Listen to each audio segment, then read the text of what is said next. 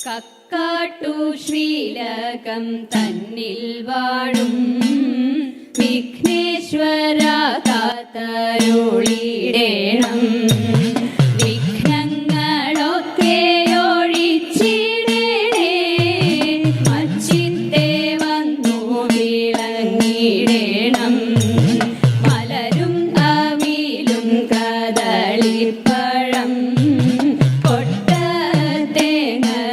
ശർക്കരയും ഒറ്റപ്പം പിന്നെ അങ്ങുണ്ണിയപ്പം എല്ലാം പൂജിക്കെന്റെ പൊന്നുണ്ണിയേ.